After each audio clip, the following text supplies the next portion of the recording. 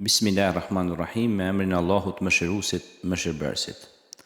Haruni a.s. ishte vëllai i Musait a.s. i cili njihet edhe në Kur'an si pejgamber. Njihet sidomos në historinë kur Allahu i tha Musait dhe Harunit që të shkojnë t'i flasin me fjalët e urta faraonit, e cili e kishte te kaluar çdo kufi. Është një nga pejgamberët e njohur në Islam dhe gjithashtu ai ishte vllai Musait a.s.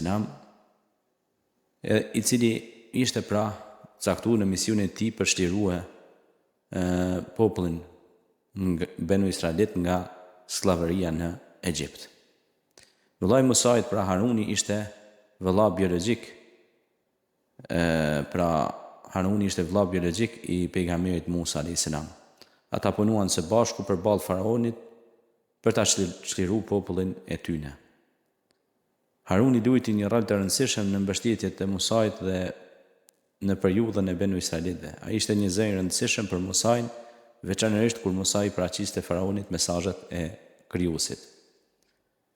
Historia në Kurani e përmend Harunin në disa ajete, përfshirë surën El Araf, surën Taha dhe surën Al Mu'minun. Ai njihet si një pejgamber që është mbështetur nga Zoti. Karakteristikat dhe virtytet. Haruni përshkruhet si një person i durueshëm, i mençur dhe me karakter të mirësjellshëm. Ai tregoi besnikëri dhe mbështetje për vëllain e tij gjatë sfidave që i përballuan. Haruni a.s. vdiq para se Benu Israelitët të hynin në tokën e premtuar. Mënyra e tij varrimit besohet se ndodhet në malin Nebo, pranë zonës që tani njihet si Jordania.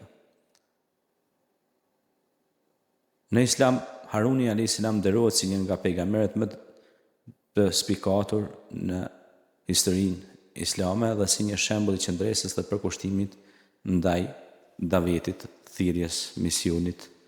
Shquhej për oratorinë e tij, ishte orator, për shkak se Musa a.s. e mori si vëlla të vetin, shkak se Musa a.s. e dinte aftësinë dhe oratorinë që kishte vëllai i tij Haruni.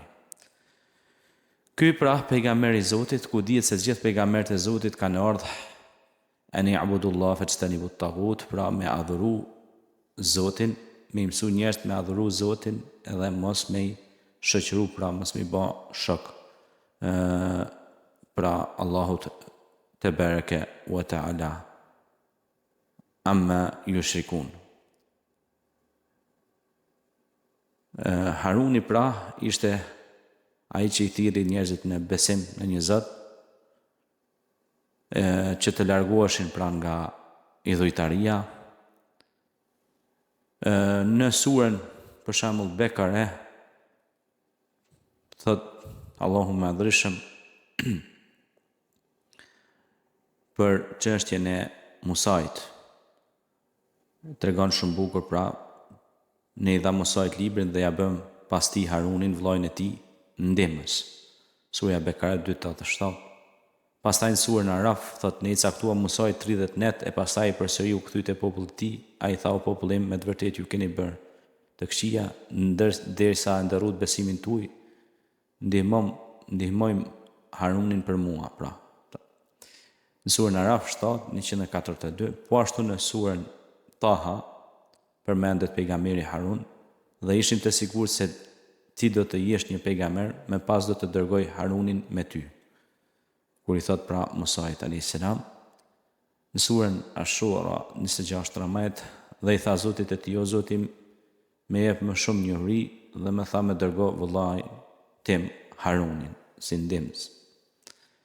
Po ashtu në surën Mu'minun 23:45 dhe ne e dërguam Musain dhe Harunin me argumente të qarta.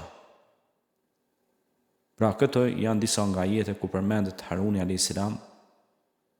Ai gjithashtu përmendet në kontekste të ndryshme në lidhje me rolin e tij si një ndihmës dhe mbështetës i vllaut të tij Musait a.s.